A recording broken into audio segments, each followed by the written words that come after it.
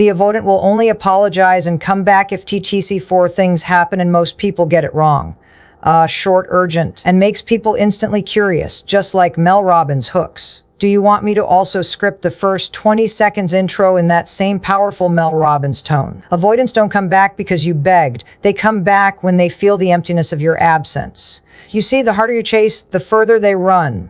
The more you explain, justify, and beg them to understand, the more walls they build around themselves. And here's the truth. No amount of words will ever convince an avoidant to stay. But silence, distance, and your absence that speaks louder than anything. Because when you step back, when you stop handing over your power, when you stop making them the center of your world, something shifts. They begin to notice what's missing. They notice the comfort they once dismissed. They notice the love they thought they could live without. And slowly, in that quiet space, they realize the weight of your absence.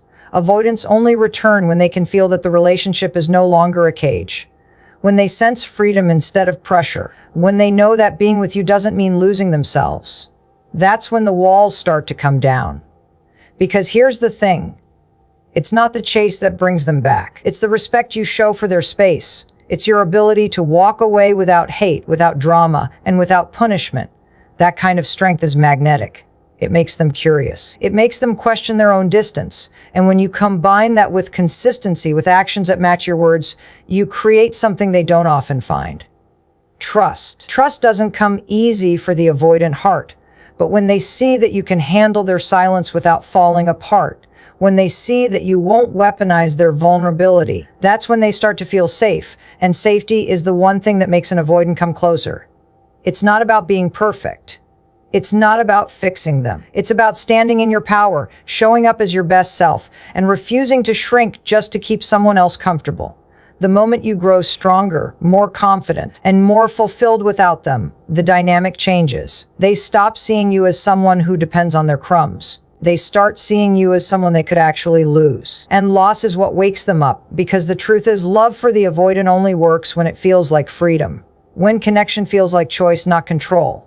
When intimacy feels safe, not suffocating. That's when they apologize. That's when they come back. Not because you begged, but because they finally realize your presence was the one thing they couldn't replace. Do you want me to extend this with a strong conclusion in the same style to close the speech powerfully? When you stop chasing and give them space without punishment or pressure, that's when they notice your value.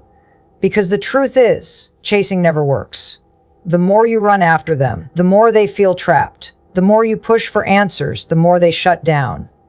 It's not because you aren't worthy. It's because their fear of closeness is stronger than their ability to receive your love in that moment.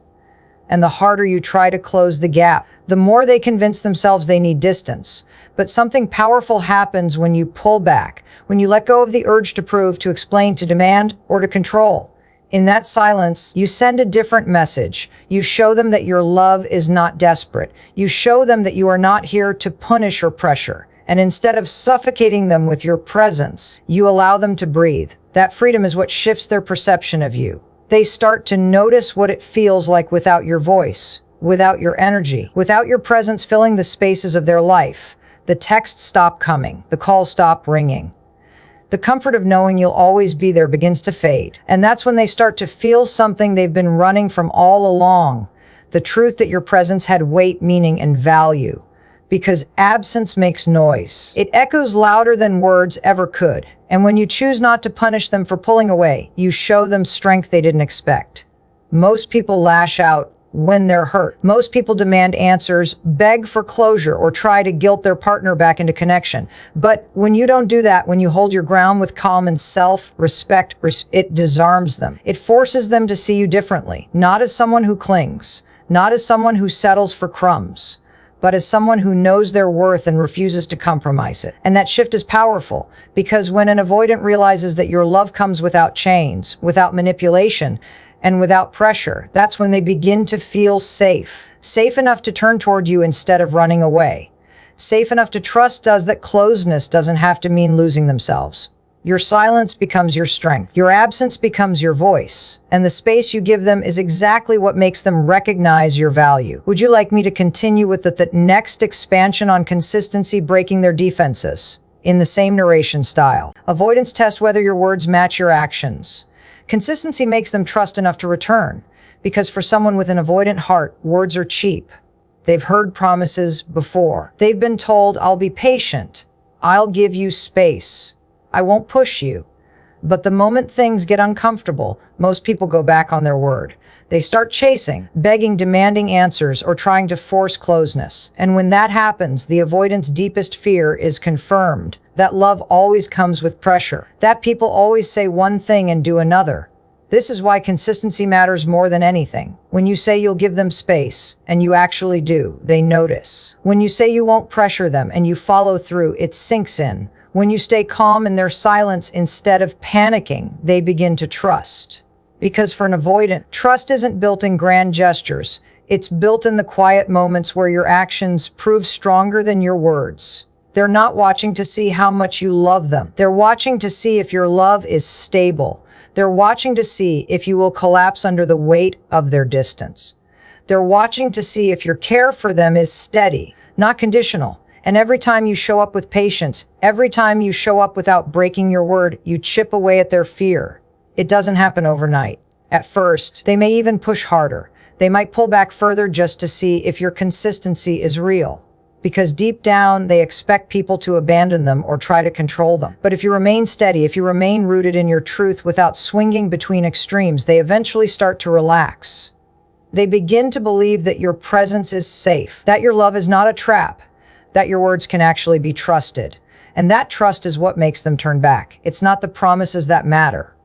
It's the follow through. It's the calm tone when they expect anger. It's the patience when they expect punishment. It's the strength in you holding your boundary without shutting the door on them completely. That level of consistency is rare.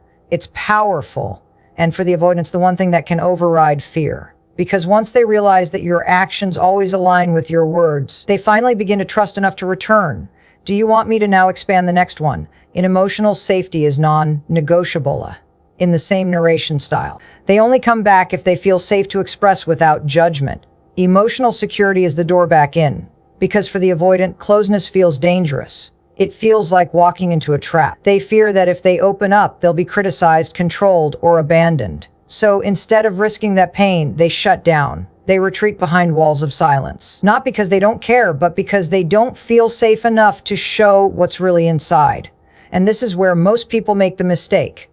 They push harder. They demand answers. They force conversation before the avoidant is ready. And in doing so, they confirm the very fear the avoidant already carries. That love equals judgment.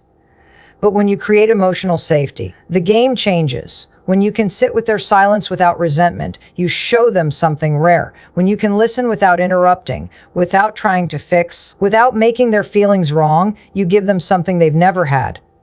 Permission to be themselves. That permission is powerful because it teaches them that love doesn't have to mean performance. That connection doesn't have to mean hiding who they are. And slowly, in that space of non-judgment, they soften. They test you with small truths at first. A thought they've never spoken out loud, a feeling they've always kept hidden. And if you hold that with care, without turning it against them, without using it to manipulate or punish, they begin to trust. That trust opens the door to more honesty, more presence, more willingness to lean into connection. Because for the avoidant, safety isn't built in words. It's built in the energy you bring when they risk vulnerability. It's built in your tone, in your patience, in your ability to listen without judgment. And when they feel that with you, it's like discovering a new world. A world where love isn't something to run from. A world where intimacy isn't suffocating. A world where their feelings won't be weaponized against them. That's the door they walk back through, not because you forced them. Not because you begged, but because your presence became the one place they felt safe enough to return. Would you like me to expand the next part? Your growth shifts the dynamic. In the same narration style, if you grow stronger, more confident, and more fulfilled without them, the balance changes. They see you differently because avoidants are drawn to strength, not neediness. They are attracted to presence, not desperation. When you allow yourself to thrive in your own life, independent of their attention, something shifts in their perception. They begin to notice what they may have taken for granted before. They start to question the distance they put between you. When you stop waiting by the phone, when you stop wondering if they will call, when you stop centering your happiness around their choices, you send a powerful message. A message that you are whole on your own, that your life has value with or without them, and that realization hits them in a way that nothing else ever could. They see that you are not clinging. You are not shrinking yourself to fit their fears. You are standing tall, strong, and self-assured. This change is magnetic because avoidants respect strength. Even if they are afraid of it at first, they notice the boundaries you uphold. They notice the confidence in your actions. They notice the joy and fulfillment that radiate from a life lived on your own terms. And suddenly, the dynamic begins to shift. The power that may have felt one-sided before is now balanced. You are no longer chasing. You are no longer waiting. You are no longer giving them the keys to your happiness. And that shift is transformative. It forces them to reevaluate their own behavior. It forces them to ask themselves why they pushed away someone who is so vibrant, so capable, and so strong. It awakens a respect they may have buried beneath fear. Because when someone sees you thriving without them, it creates a subtle tension. They realize that your love is not dependent on their approval, that your presence is not conditional on their choices, that your happiness is not negotiable. And that is exactly when they begin to value you in a way they couldn't before. They start to see you as a person of substance, not someone to be taken lightly. They begin to understand that losing you would mean losing someone irreplaceable. And that awareness can ignite a change in them. A willingness to come back, a curiosity to reconnect, a recognition that your love is rare because it comes from a place of strength, not need. And in that realization, the balance shifts entirely. They see you differently, and in that shift, the door to them returning opens wide. Do you want me to expand the final keynote? They return when love feels like freedom, in the same narration style next. The ultimate hook for an avoidant is when love doesn't feel like a trap, when connection feels like choice, not control. Because avoidants fear being smothered, tied down, or manipulated. They equate closeness with loss of freedom. They worry that intimacy will mean giving up themselves, their independence, or their peace of mind. And so, when love feels demanding, when it feels like pressure, when it feels like rules and obligations, they pull away. They retreat into silence. They distance themselves to protect what they perceive as their freedom. But when connection feels like choice, everything changes. When love is offered without chains, without guilt, without coercion, it becomes magnetic. When they feel that being with you is voluntary, not enforced, they can breathe. They can lean in without fear. They can open up without panic. Because choice removes the trap. It transforms the dynamic from control to freedom. It allows them to see love as something they want to engage with, not something they need to escape from. And that is the ultimate hook. It's not about chasing. It's not about proving yourself. It's not about pushing, pleading, or manipulating. It's about creating a space where love feels like an option, not an obligation. When they realize that connection with you is their decision, not a demand, it awakens curiosity. It awakens desire. It awakens respect. They start to notice the difference between the freedom you offer and the pressure they've experienced elsewhere. They start to see that being with you doesn't mean losing themselves. It means choosing to show up, not being forced to. And that choice is powerful. It flips the script on everything they've feared about relationships. It shows them that closeness can feel safe. That intimacy can feel liberating. That love doesn't have to feel like a cage. And when they experience that freedom, they begin to move toward you instead of away. They begin to test the waters, slowly, cautiously, but with growing trust. They start to explore connection without the old panic. They start to realize that being with you is an opportunity, not a risk. That realization opens the door to reconciliation. It opens the door to apologies, to vulnerability, and to a willingness to try again. Because when love is a choice, not control, avoidants are no longer running from it. They are running toward it. They return not because they were forced, not because they were chased, but because they want to. Because finally, love feels like freedom. Because finally, connection feels like an invitation, not a trap. And that is the moment they come back.